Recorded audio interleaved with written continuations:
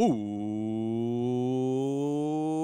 welcome back to Amazin But True, our New York Mets podcast from the New York Post. Jake Brown here alongside Nelson Figueroa, and on the ones and twos, Andrew Hartz. That montage you heard, courtesy of SNY TV. You heard Pete Alonso say, "Let's go Mets." Happy Mother's Day. Happy belated Mother's Day, Figgy, to all the mothers out there. Happy Mother's Day to my mom, Mama Brown. Happy Mother's Day, Mama Figueroa. A lot of Brooklyn products. Both your parents are from Brooklyn, right? Yep. They're born and raised in East New York. East New York. My mom from Sheepshead Bay. So shout out to the BK and shout out to the NYM, because the New York Mets are 20-10. Entering Monday, the first team to 20 wins. I know Monday, and when everyone hears this, there may be a couple other teams at 20 wins, but the Mets are off Monday, so those teams don't matter.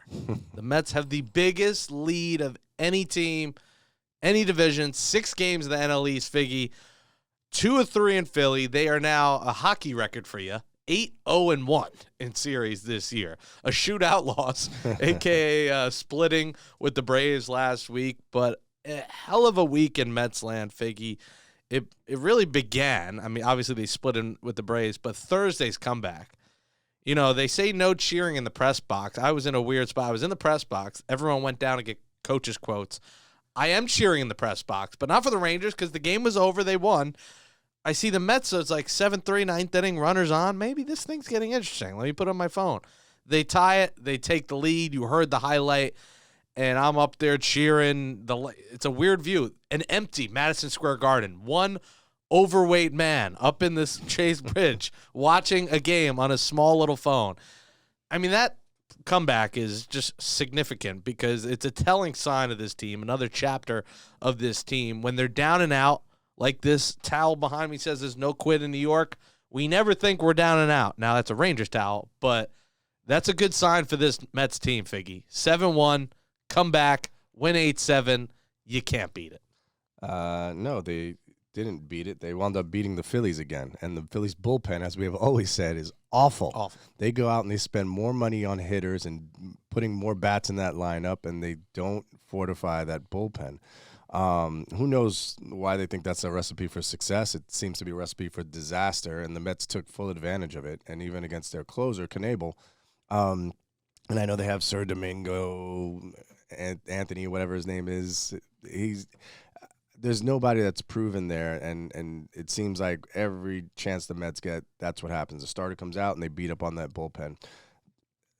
That was epic proportions, that comeback, because you're sitting there just thinking, all right, Lindor hits a home run, and it was just as far as Bryce Harper's was, by the way. Bryce Harper hit a major bomb earlier in the game with there.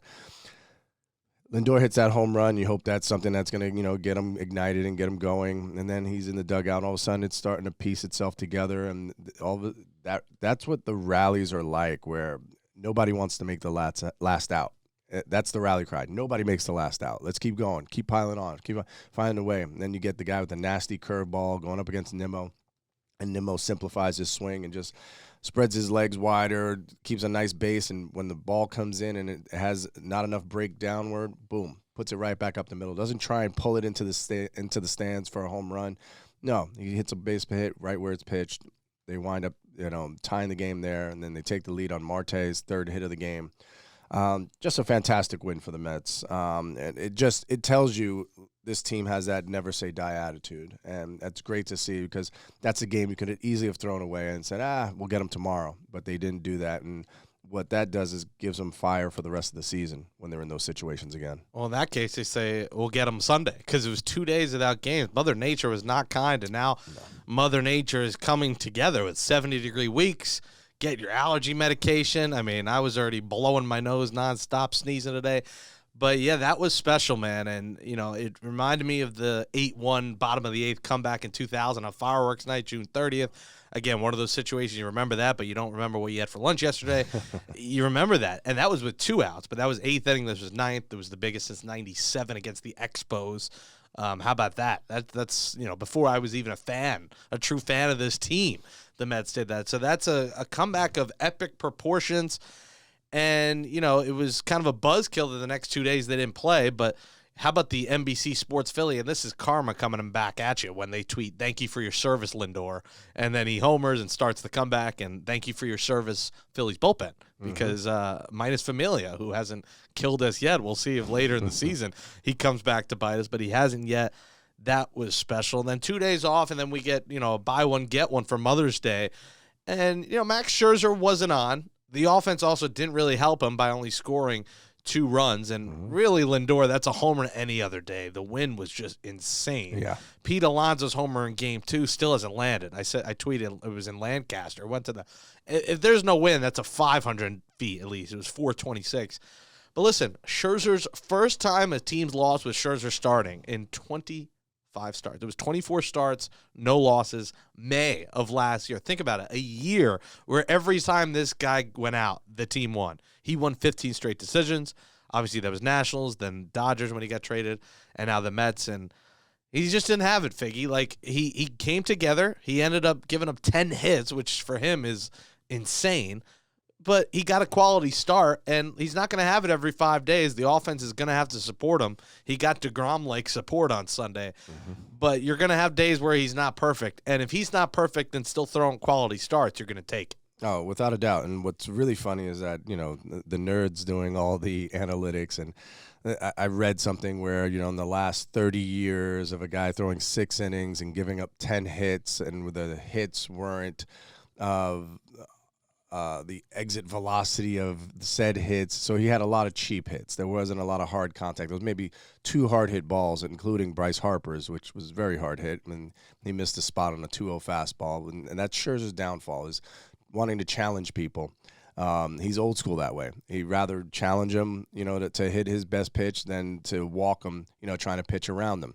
The game has changed where analytically 2-0 is not a time to challenge Bryce Harper with a fastball. You probably throw him a slider in that situation, see if he swings over the top. But he tried to put a fastball up and away. It stayed more middle of the plate, and Bryce Harper didn't miss it. He doesn't get those opportunities very often against a Max Scherzer, so he took full advantage of it. And they're former teammates, so he knows him well, and it seems he to be knows hitting he's him well. Do that. No, didn't he hit 2? He hit 2 the Sunday night game. Yes. I was there, so I remember 2. So he's got 3 in a week against him. Yeah, so he really understands what makes Scherzer tick, and that's one of the downfalls, is that we knew that on the other side when he was facing a guy like Pete Alonso. If he struck him out, with a breaking ball the first time, he wasn't going to keep going to that breaking ball. He's going to try and then challenge him with a fastball. And Pete made the adjustment in his very first season where he struck out against Max Scherzer, and then he hit a home run against him the next time. Am I worried about Max Scherzer? Not in any way, shape, or form. Again, you're talking about one of those all-time streaks of 24 starts where the team has won every time he pitches. And if you think wins aren't important, to know when you're going out that the night before you go to bed, hey, who's pitching tomorrow? Oh, yeah, Scherzer. You have a chance to win a ball game before you even go to the ballpark. That's a tremendous feeling. And just to think you can have that with McGill, you can have that with Jacob DeGrom when he comes back, and all we have to do is hold up our end of the bargain, put balls in play, which is what they're doing. They're not killing the ball. They're not hitting tons of home runs. They're hitting some home runs in bunches where a guy like Pete Alonso is supposed to. But for the most part, this is a lineup with the depth where a Mark Canha is down in the 7th hole, batting over 300 and driving in runs and moving guys over, doing the little things that make this team so exciting, because it's not been just a home run barrage. Guys, just swinging for the fences. They're striking out less. They're putting the ball in play more. And I think the onus and the focus on that was just a year ago, as they're going through the 100 games of first place. There was just so many things wrong with this team. And you were like, how are they still in first place? Because everybody else sucked so bad. And you knew it was just an amount of time before somebody made a move or a team got hot, and then they were going to be challenged. And then when the Mets went to play the West Coast, that's where everything changed, right? So this team, though, feels different because they find ways to win ball games. Whether it's pitching, it's defense, it's running bases. Starling Marte, might have a terrible game, with the bat, but if he gets on, he's always a threat to steal second, steal third, or score on a hit from first base. They didn't have that before. And so to have 2 guys like that with Brandon Nimmo, he's taken his game to another level. And the challenge was issued to him when they signed a Starling Marte that if they wanted to sign back Conforto, well, odd man out was probably going to be Nimmo.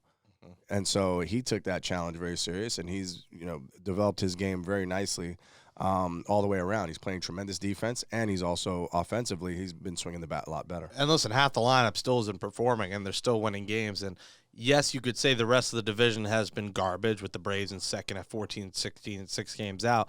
But the Mets have also just outplayed teams, and they're playing great baseball, like you said. And Max Scherzer did not win, but he also did not make any excuses. And this is kind of the feel of the different kind of nature of this Mets team, led by Buck Showalter, a guy who doesn't make excuses. Let's hear what Scherzer had to say after the game exactly about not making excuses.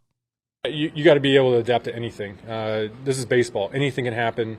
And, here we go. Boom, 2 rainouts, and you got to be able to adapt to it and go out there and compete and win. So conditions, all that, I just will not make an excuse for anything. My job is to go out there and compete and win under any circumstances, any conditions.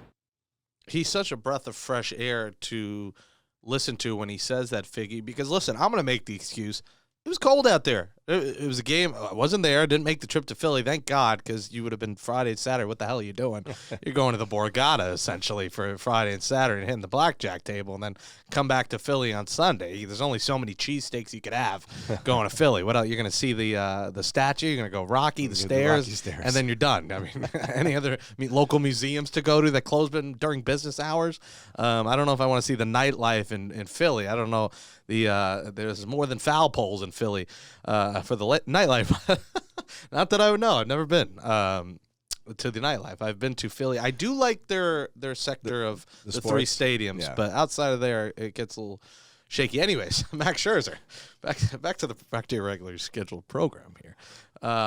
You love to hear that, and listen, with the cold, it is hard to grip balls. You can't pause. It's hard to grip those balls. It's hard to grip one ball, let alone 2. God. But for real though, like you saw pitchers licking their. There we go. I'm just down. Right, I'll take it from here. But there you saw them licking their hands. They're licking away. There's a lot of licking going on, and they're trying to put a grip on these balls, and they cannot do it.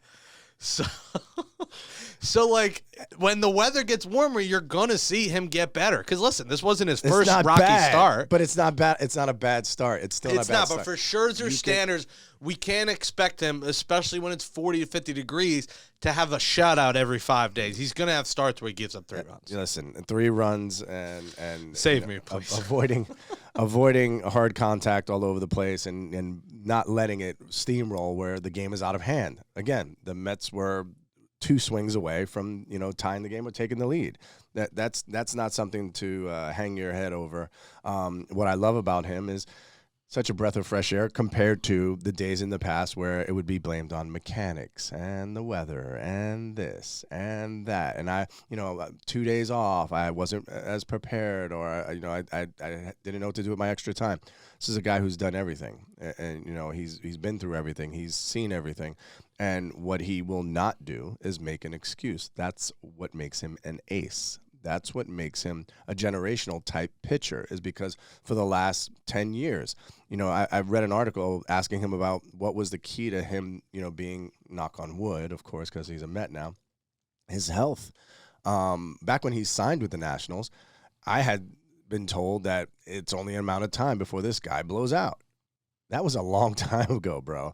And all he has done is led the league in innings pitched, strikeouts, top 3 in ERA every single year. So if there's anybody to emulate yourself after of their habits, their work habits, how they train, how they work in their bullpens and their side days, their preparation that it takes to execute pitches the way he does, Max Scherzer is the guy to watch, and there's no doubt about that. And I think that's something that the team, not that they were lacking it, but Jacob deGrom was just special, right? It's like me going up to Pedro Martinez and saying, how do you throw 98 and a 78-mile-an-hour changeup? How do you do that?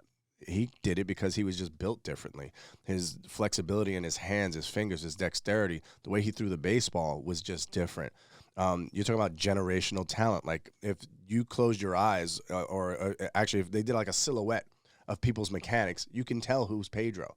You know what I'm saying? Like, that's where if you have a guy like that in your clubhouse, you got to gravitate towards that. You got to be McGill. You got to be Walker. You got to be Peterson even though he's lefty. Hey, what does this guy do? Because I want to learn from him so that I have even a third of his career and a third of his success still makes you an all-star. And you said built different. That's the motto of this Mets team. Built different. We're built different. And Max Scherzer really is built different. There was a story out there. Austin Kirby, who grew up with Scherzer and played high school ball with him, his father, Austin's father, Rick Kirby, apparently said Scherzer would run 7 miles the day after pitching. 7 miles. He was also the basketball coach. Yeah. Kirby. I mean, I have trouble walking to get a bacon, egg, and cheese half a mile on a day after drinking. And the day after pitching, this guy is running 7 miles. I don't think I've run 7 miles since the Bush presidency. I mean, it's been a long time. It's insane that they have to throw in 100-plus pitches, and, you know, he's not afraid to go back out there and say, Buck, yeah, I'm pitching the 6th. I thought he might have came out even for the 7th, but early in the season, there was no real need. We're going to see later in the year when the Mets might need it. Yep. He'll go out there and come for a 7th or an 8th if he's at 104 pitches or whatever it is. There's just no need to do it, especially in that weather or doubleheader. It just didn't make any sense for May 8th. But that's special, Figgy. I mean, when you hear that, like, you know, this guy, like we keep saying, is built different. His intensity, and that's the one word you think of when you think of Max Scherzer, the stare, right? The 2 different colored eyes, and he's just staring down. He's staring down his own catcher at that point, because it's not even the hitter that has a chance. He's staring down his catcher to almost will the signs out of him, because he doesn't even want to shake his head to say no. No means something negative. That's a doubt in somewhere, right? He's just staring because he wants him to be on the same page, so he doesn't even have to look at him longer than that to know, hey, put down the sign that I want. It's that intensity that he has, and he spoke about that in that same article, that his basketball coach was the one who helped instill that intensity in him, because if you think I'm intense as a baseball player, as a pitcher, you should see me playing basketball, because you can imagine this guy running up and down the court just being right in somebody's face, trying to play defense as hard as he plays offense. And he pitches that way. He pitches that way with that mentality of he's trying to beat you every single pitch. And until the inning is over, he does not let up. And usually what he's able to do is that focus of doing it one pitch at a time, because he can get you out on one pitch. Pitchers, if you could do it, 27 pitches and get 27 outs, that's the perfect of perfect games, right? It's almost an impossibility. I don't think it can ever possibly happen. You'd have to be able to do it and the guys not square it up hard enough for it to be hit. But that's the intent that you should have, that every single pitch you throw, you can get an out with. And it's not necessarily swing and miss, weak contact, to keep your pitch count down so that you can go back out in the 6th, 7th, 8th, and even 9th. It's a lost art.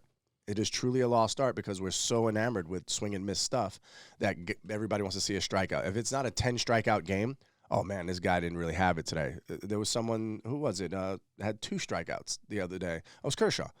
Kershaw threw a fantastic game. He only had 2 strikeouts.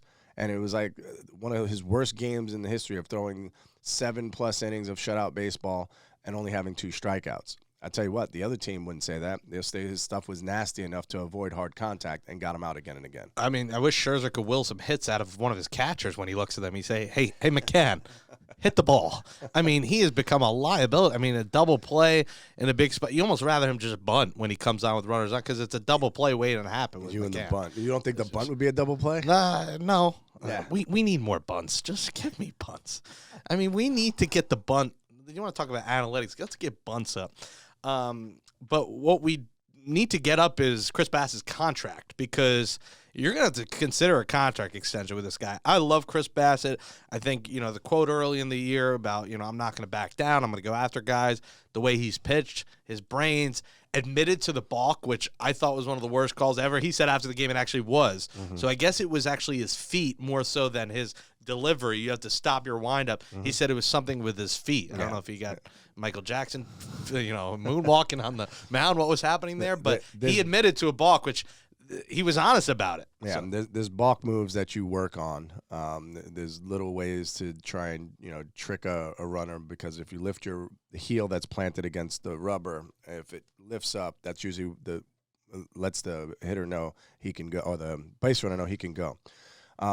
Guys that lift that heel up, it's one of those things that if you're staring at it, it's a little tell sign, but it's not supposed to move off the rubber, especially when you're already in the set.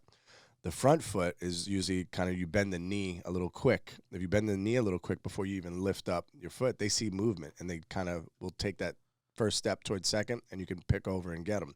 There's a million different ways that guys try to cheat, and it's something that you work on, but it never really works. And nowadays with HD and everything else, and it's easier to see, they're focused on it, and they were able to catch it. And he admitted to it. It's not something. It's not a proud moment. It's one of the most embarrassing moments when you get called for a balk and you're a grown man at 33 years old. well, there's worse things as a grown man. Not really. That, that or dropping the baseball with bases loaded. That would, It's just happened. Yeah. So those are the kinds of things where, again, it's accountability, right? And at 33 years old, this guy realizes, hey, I got Max Scherzer and I got Jacob deGrom coming in the fold, and we're playing very well, and I'm pitching well. This would be a great place while those two guys are still under contract to continue to pitch and be a number 3, and with that upside of being, a number 2/number 1 in most cities. I would love to have him. I just don't know what they would be willing to pay. And for how long? Because he's 33 years old. The way he has figured it out. The way you keep saying 33 makes me feel like, how am I 31? Like, how? Like, I should really be 23. Baseball age, man, it sucks. It's like in dog years, I swear. That's what it feels like, because these guys are coming up so young now, and it used to not be that way. You used to have to wait till you're about 25, so you experienced all the ups and downs, the highs and lows, and you had yourself and your mechanics figured out by the time you got to the big leagues. So that's why all these excuses of, oh, my mechanics were off, I'm working on some things. That's not the time to do it. That's called AAA. That's where you learn how to do that stuff. But now, because they pay these guys so much right out of the draft, they want to see what they can do, and they feel the best way to do that is right there in the big leagues. That's where they'll be for hopefully the next 10 years. There's a lot of players, though, that aren't even having 10-year careers now.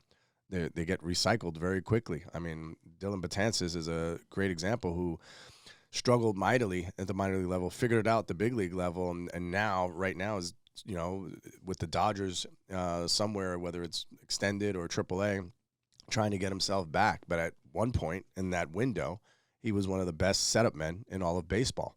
They tried to make him a closer. It didn't work. This is the kind of thing that the new baseball does, is it churns these younger players while they're hard throwers, nasty sliders. 5 years from now, you don't hear about them because they burnt out, or they had an injury that's so severe they don't come back from it. Well, you might see Betances on the Staten Island Ferry Hawks if all fails. I know you sent him a few texts already. I already made that call. I actually just realized your shirt is a very Jake Brown-like shirt, because I have dad joke loading, the same kind of thing. You have sarcastic comment loading. So I'll await a sarcastic comment from you before we end this show. Before we end it, I walked in the door and gave you one. I know. So you save it for off the air. We'll see what we get on the air. Wow, I'm surprised. You usually wear more subdued clothing, not today. Subliminal message clothing. When you're 1-13. Yeah, I mean, you guys might not win another game all year. You're going to go 1-140 or something. You're going to sign by June. You're going to be signing me to be the backup third baseman. I'll get the hot corner ready. The only thing I get ready is hot cakes. That's probably the only thing I got going for me. Anyways, Pete Alonso's home runs are great. Mets win 2 out of 3. Coming up in a bit, we'll talk with Mike Puma about that. And, the fact that this team is at 20 wins, the camaraderie in the clubhouse, reporters are back in the clubhouse, and Puma will get us inside the clubhouse.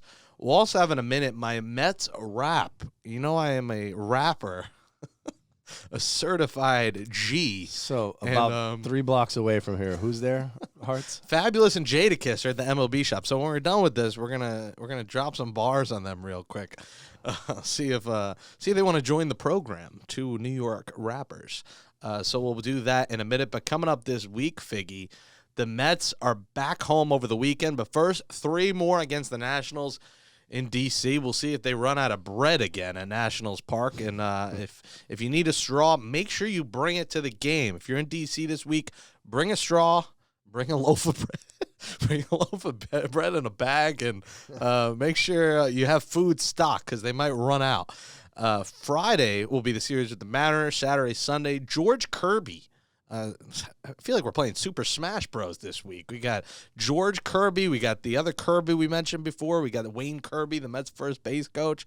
You know, it was most times Kirby has been said ever. Listen, I'm very good at Super Smash Bros. And played with Samus, and Kirby was my backup character. Throws 100 miles an hour, and we'll get Jared Kelenic, one of the worst hitters in baseball, is coming to Citi Field. Finally, the trade that we thought haunted the Mets could be a miracle because, again, Diaz, one-run game, he did it for us. He did it Friday or Thursday. If he blew that after that comeback, you know, fans would be like, oh, the worst trade ever. But he's been electric so far. I gotta look up the source. Thesource.com. Can we find other electric? I mean, he's even. You have time to like find other words. You even tweet the word electric on everything. Galvanic, voltaic, electric powered. Oh, that includes electric. Charged, exciting, dramatic, exhilarating, intoxicating, dynamic, thrilling, stimulating, galvanizing, invigorating, animating. And you're still going to go with? I like galvanic, but I can't say it. Galvanic? Okay. First of all, if you say galvanic one more time. Galvanic? Pause. Galvanic. Galvanic? Is it Jalvanic? Is it Garage Gilbert? Like galvanizing? Galvanizing. Right. Galvanic. Yes. Is it galvanic? Getting much closer. It's not galvanic. Is this the Nelson Figueroa English Academy? Welcome. We actually aren't doing the Spanish Academy, so we might as well do the English Academy. SAT prep over Galvanic. Voltaic. Stop saying galvanic. Voltaic. I like voltaic. That's another good one. Good God. So you'll get Kalanic. Kalani. You'll get him and Polar Bear Pete Alonso bobblehead. When do we have to double the dosage? On Saturday. Jake Brown has been DFA'd and released. Robinson and Cano and Jake Brown will be making music videos. Jay Swizzy and Robbie Cano, Rock Nation, has signed me to an exclusive contract. Oh, my God. Polar Bear Pete Alonso bobblehead. We hope to add that to the room. We have added, if you're watching on video, the full show. This is the giveaway. Pretty cool. The T-shirt toss, this is the shirt. So pretty high-quality shirt this year. 7 lines involved. That's the why. apple. Will not be a giveaway, but we have added to the room my official bar mitzvah table cutout. This was at my table. If you were lucky enough to go to my bar mitzvah in April 24th, 2004, you saw this. Me putting up a 2 right where my nuts are in an Edgardo Alfonso jersey. You should show this to Fonzie. Be like, look, he's got your jersey. I actually talked to Fonzie. He said if we needed him as a guest, don't call him. Okay. Show him this. He might change his mind. No. I think that was one of the reasons why. Not only that, for you to talk about any catchers with that kind of a setup there. Nice catcher's glove, though. Are you even on your knees? Well, my arthritic knees at 13 years old were hurting me at the time. I mean, I've had bad knees since the test of time, the table of time. He's not even squatting down. Look at my eyes. Look they like cut I'm it off taking at the knee, so it looked like he was squatting. My eyes look like I'm mid-dumped in this picture. Look at my face. I look constipated. I think I was looking in the sun. I've never seen you with hair. This was a photo shoot. Yes, there's me with hair. There's hair. You have a. But is that an Eddie Munster little peak? Here's the thing: you can't wear you can't wear that hat with hair. I'm now a fitted hat run guy, past the Eddie Munster widow's peak there. Eddie Munster. What is Munster cheese? That's maybe what I ate before this picture. My goodness. You see it? Yeah. You have a widow's peak. Well, I had the spiked hair. Well, you see why I got rid of my hair. At 13, it was receding. It's been receding since I came out the womb. So the cutouts were all my favorite players. So the Piazza, I mean, if you look at it the other way, it could be a Piazza jersey, but it is Alfonso. Well, this side is ripped. This side was been through the test of time. Good God. I think we taped it against the wall, and when I ripped the tape off, it also ripped my face. I mean, that's the it's a sign. Yeah, that's not a good look at my face. Just white all over it. Anyways, this is amazing but true. Jake Brown, Nelson Figueroa. Follow us on Twitter at Amazin But True, at Jake Brown Radio, at Figgy NY. We're releasing full episodes on YouTube now. So New York Post Sports YouTube, subscribe. Give us what do they say on these YouTube? I'm watching an insane amount of YouTube. I should know. I think it's give us a thumbs up, subscribe, thumbs up, and comment. Hearts knows. Like and subscribe. Like and subscribe. That's why we pay him the big buck. Like and subscribe right there. All right, well, He Mike said Puma's 2 words, up. and he got paid as much as I did today. This is awesome. Incredible. Only in America. Just a highway robbery. The 20-10 New York Mets. So looking forward to that Mets-Mariners series. And then the Cardinals come to town. Now, we need to be there Monday. You're off. We're agreed. We're going on Monday. Mets-Cardinals next week, 7 o'clock. Come say hello. And that's going to be the showdown. Where are you sitting? Well, hopefully credentials. So hopefully we'll be in the press box. No cheering. I'll have to tie my hands behind my back and make sure I don't cheer. That could have went another direction. And this is the uncut version on YouTube. The people, the audio, don't get this version. So that will be fun next Monday. But looking forward to seeing Kalenic. Hopefully strikes out every time. And those bobbleheads are in high demand. Apparently Saturday's a tough ticket. And then Sunday, take it back to the stoop ball days of Bob Brown in College Point, Queens. Mr. and Mrs. Mets sidewalk chalk giveaway. Who writes on sidewalks? I feel like that's not allowed anymore these days. Like, did you used to do that when you were a kid, write on sidewalks with chalk? No, used leaves. You wrote with leaves? Yes. Really? Uh-huh. How did you write? Was it legible? Yeah. You take a whole handful of leaves and you push it down into the concrete, and the green rubs off, and you can write whatever you want. Wow, that is there's an old video ratchet, but I like it. There's an old video on YouTube that I did for SNY about I used to draw the box on the wall with the leaves, and I showed him exactly how I did it.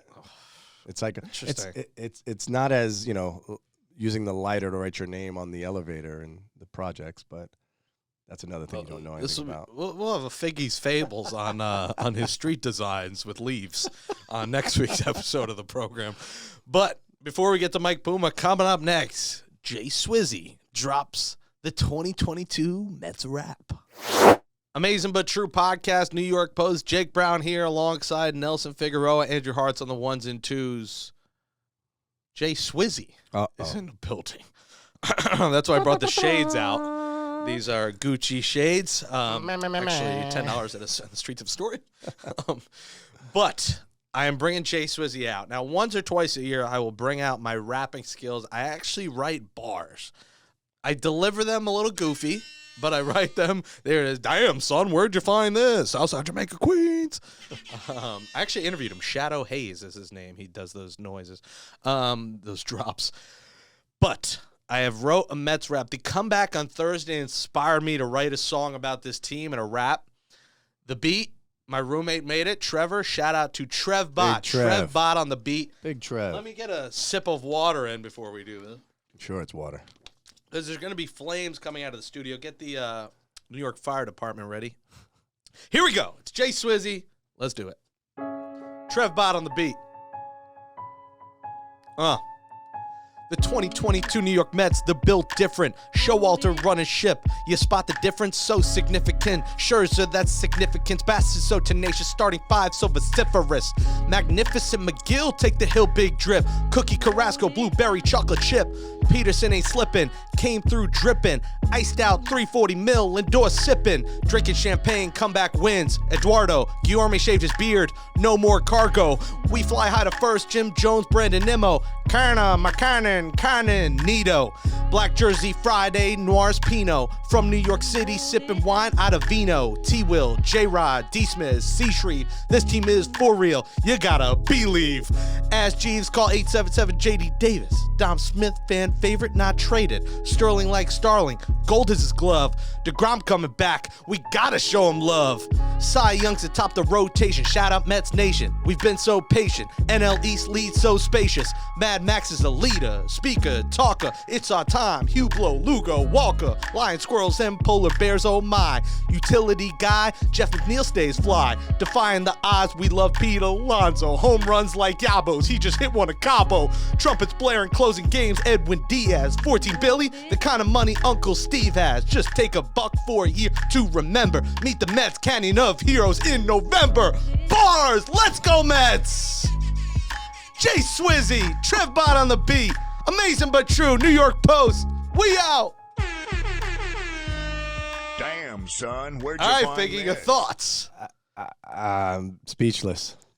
In a good way or bad? I think it was well written. The delivery wasn't great. 5 minutes ago, the only word you had was electric.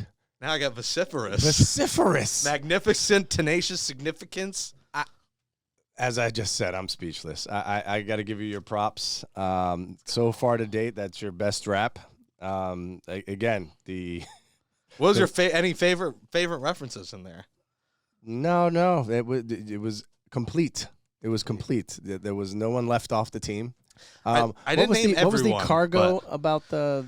So I said Guillorme shaved his beard, no more cargo, as in like there's nothing left. Like cargo's like you have a package with you, and then I said we fly high, cargo flying with cargo. Got it. We fly high to first. Jim Jones Yes. wrote we fly high, Right. and then Brandon Emo, and then I got the Carnan.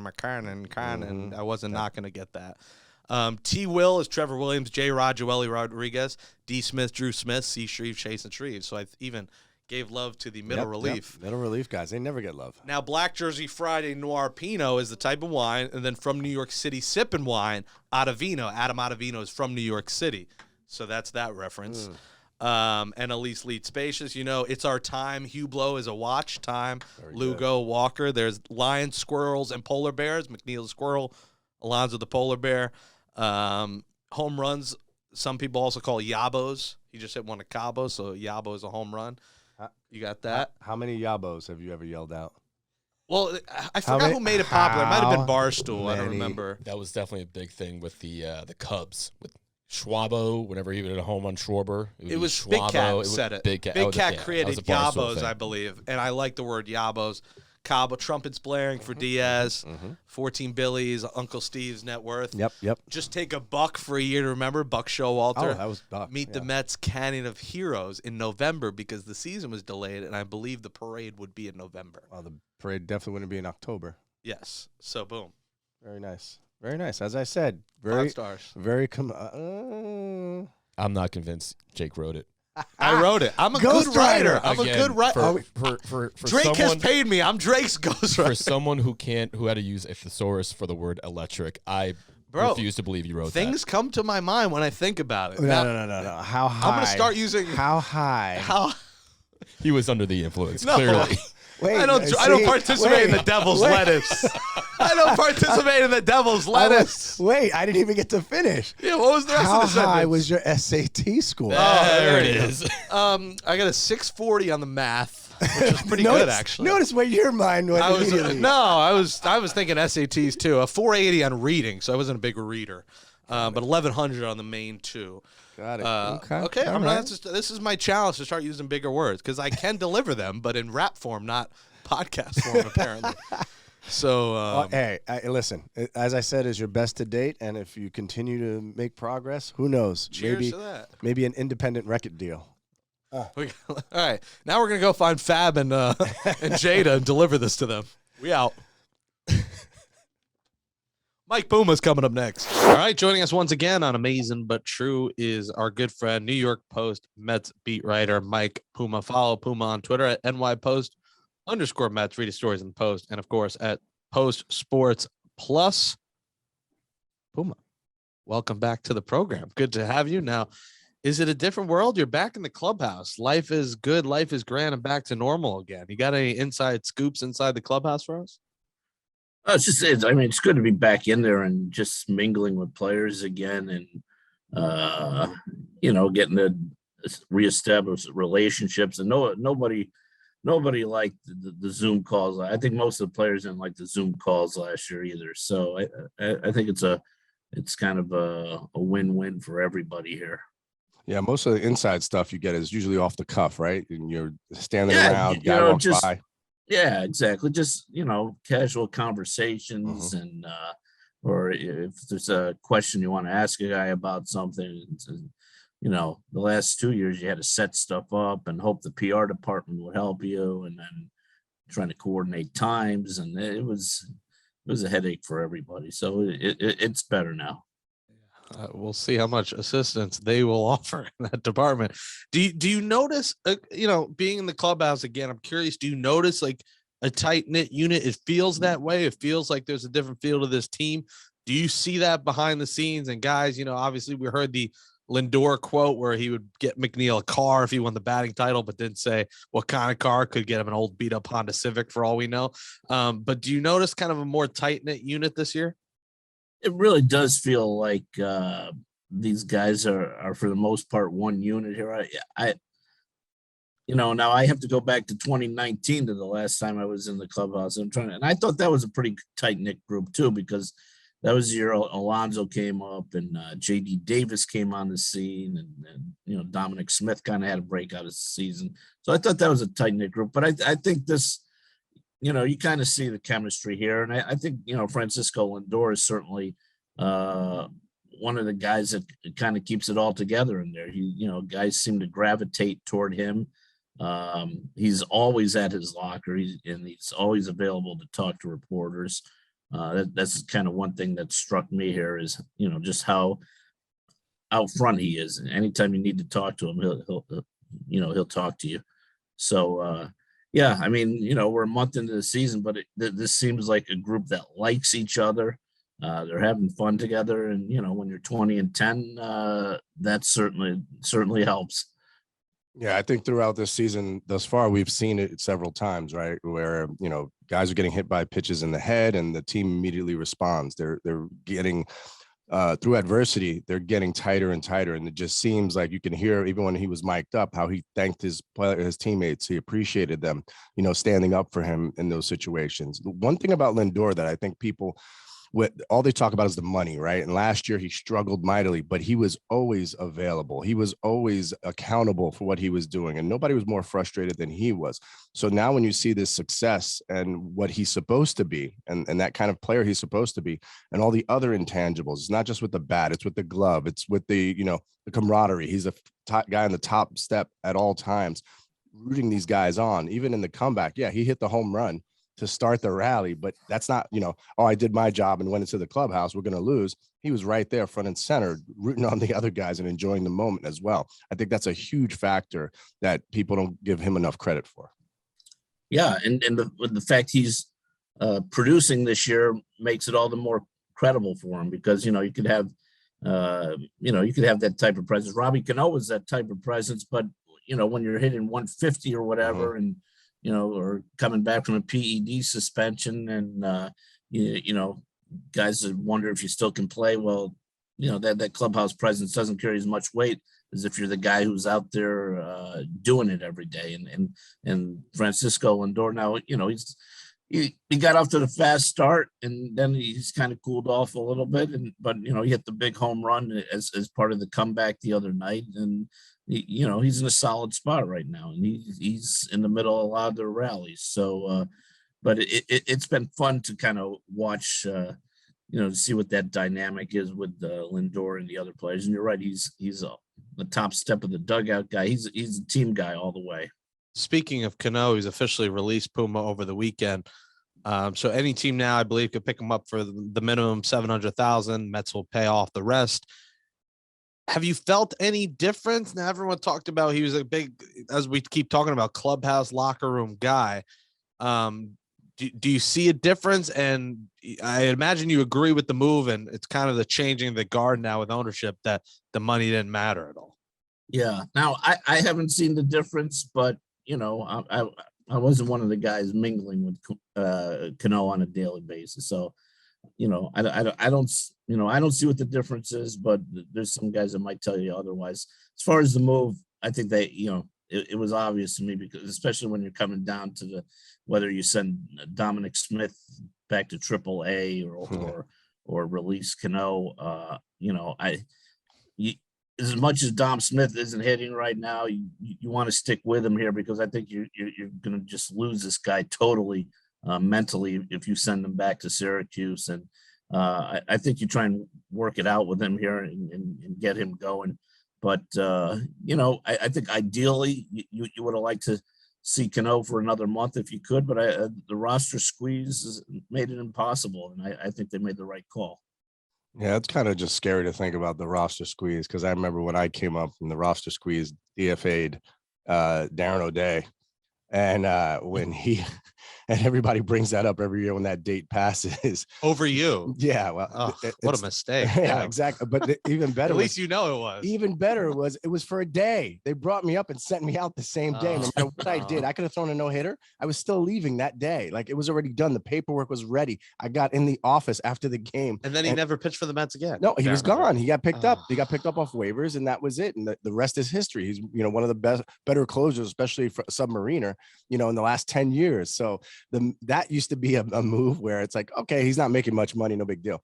But to swallow $37 million, $37 million, it just, speaks volumes about how this new regime is doing anything it can to make this team a winner. And if it's addition by subtraction, that even matters, because Cohen has said nothing about the money and if that was a factor. That's a good trivia question. Puma, did you know that about Figgy, that he was DFA'd for Darren O'Day? I did not know that.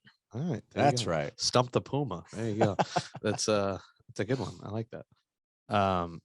Puma, follow him on Twitter, NYPost_Mets. Puma, the Mets are 20-10. And just like it says behind me, no quit in New York. We never think we're down and out.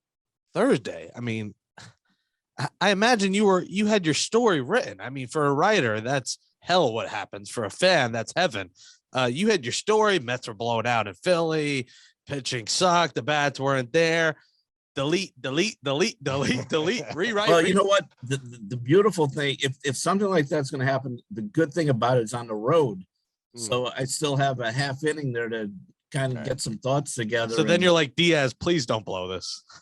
Well, exactly. Once it gets to that point. But yeah, when it happens at home, that's when it's the problem, because, you don't have really time to rewrite and then, get down to the clubhouse and talk to people. And because, we're right on edition when the game ends, basically. They want something up on the web as soon as the game ends. So you're really scrambling when something like that happens. If it happened at home for the Mets, but at least you got the half inning built in when it happens on the road. But I feel like that game really signifies this team. I mean, it's another chapter in what's been like a season in 5 weeks, however, a month. It's been a month. It feels like a whole season. That was something special. I mean, that's one of the most improbable comebacks in the history of this franchise. Yeah. And I wrote a column about this the other day in one of the rainout days. Is in the first month of this season, it just seems we've had more dramatic, memorable moments than maybe in the last 5 or 6 seasons combined. We had the 2 comeback games, the one in St. Louis when they're down to their final out. Obviously the one the other night, and then you had the combined no-hitter squeezed in between. It's just been like a magical kind of 4 weeks here. I'm just trying to rack my brain to think of 4 or 5 more memorable games they've had since like the 2015 season, and it's hard to do. Do you like writing about this and these kind of stories more, or the dildo in the locker room? Boom, put $1 in the jar. I gotta mention that. Every show. I prefer these kind of stories. Yeah. He hopefully will never have to type batting out of order or dildo in locker ever again. Mike Puma, NYPost_Mets on Twitter. Puma, 6-game lead, 20-10. Life is good. You're in the clubhouse. Enjoy your trip to DC, and we'll talk to you next time. Thanks for coming on the show. All right, guys. Thanks for having me.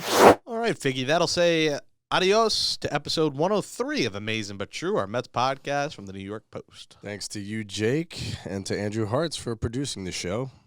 Make sure you rate us, review us, right? Where can you do that? What do you mean, why can't I do that? Where can you do that? Where can you do it? Spotify and Google and anywhere else you get your podcast What from. about that fruit that I don't really eat a lot of, that I probably should, but I'll drink it in juice form, but not really eat it? You like bananas. Nah. You're a banana guy. It's something podcast. What is it? What is the fruit? It's red. It comes in red. Granny Manzana. Smithers. Is that how you say apple? Yeah. Manzana. Manzana. So we still got the Academy in the clothes here. Apple Podcasts. The Manzana Academia. 5-star rating and write us a nice review. Yes, please do. And follow us at Amazin But True. So Who will win more games this year, me in life or the Ferry Hawks on the baseball field? It's going to be a close battle.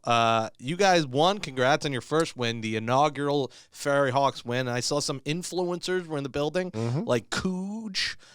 He does the Italian guy with the food who I got to meet. He's a cool dude. Cougine, very quiet in person, but once you turn the camera on, he's hilarious. He is. Got a nice turnout there, and you won a game, and Kelsey pitched and got a few outs and did well. Yeah, Kelsey scored one of our go-ahead runs in that game as well. The fans were yelling that we want Kelsey. She came out and pinch ran in the 8th inning, pushed the lead to 4-1. We wound up winning that game.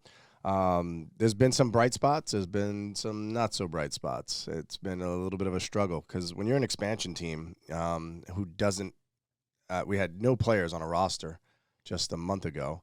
Here we are a month later, and it can get rough, but the cream rises to the top, and we have, about 4 or 5 pitchers that we can rely on. We've got a guy, by that name that hopefully you'll be hearing in a Met or Yankee uniform soon.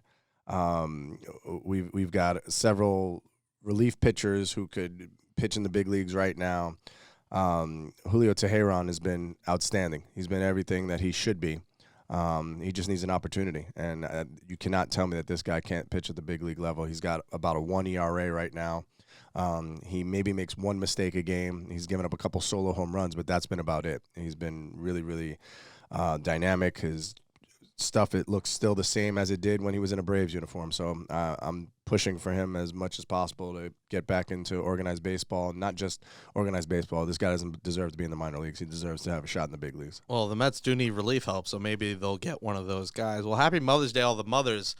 Quick funny story. I don't have the voicemail to play, and my parents said to me, we were going to leave you a voicemail, but we know you were going to play it on the podcast. So maybe they heard the last Nothing one, sacred. but was very voicemail worthy. They called me yesterday or Saturday and said, Jake, what's that chicken place you like or something? And I'm like, I don't know. So they're like, Popeyes. We went to Popeyes. We go to the drive-thru. We get chicken. And my dad's like, I asked her for a fork and knife. I'm like, can I have a fork and a knife? She's like, what you need a fork and a knife for? They're like, to eat my chicken. They're like, you can eat that with your hands. So at first she was refusing. The way they told it, it was just... It was galvanizing. First of all, it was volcanic. What the hell are they needing a fork and knife for? I agree. I'm like, well, she has a point, guys. You don't need, they're older. They want to pick it. I guess it was a breast. Maybe it was. They were picking at the breast. They were putting their. They didn't want to put their hands. So you on the get chicken tenders. So so they get the breast and. I'm so confused. And they that's just how they are. They don't like to eat chicken fingers. Yes, I agree, but even that they might cut. I was like, she's kind of got a point, but she was refusing to give it to them. First of all, it sounded like he was cursing at her. Why? What did he ask for? Fork and a knife. Fork and a knife. If I'm the lady working the drive, she I'm said, like, whoa. fuck you. Yeah. Hey, you know what, pal?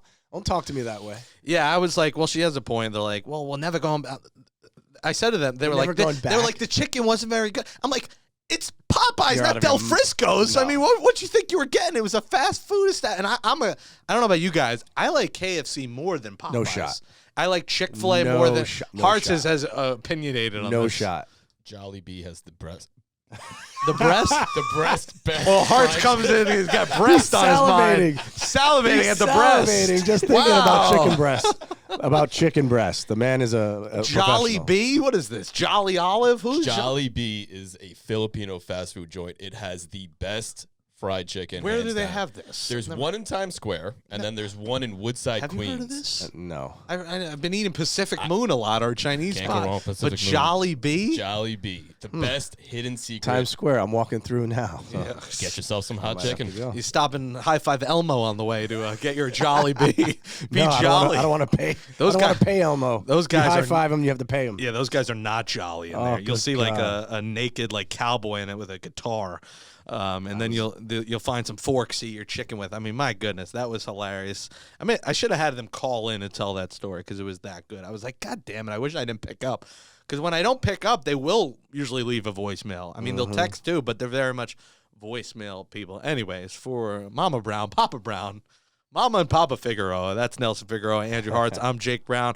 We'll be back next Monday, of course, and we'll hopefully be at Citi Field. Enjoy the games in D.C. Enjoy the series against Kalenic and the Mariners over the weekend. Hopefully we'll have a Polar Pete Alonso bobblehead as our next prop in studio next week. Thanks, everybody, for listening to Amazin But True. And as always, Figgy, let's go Mets.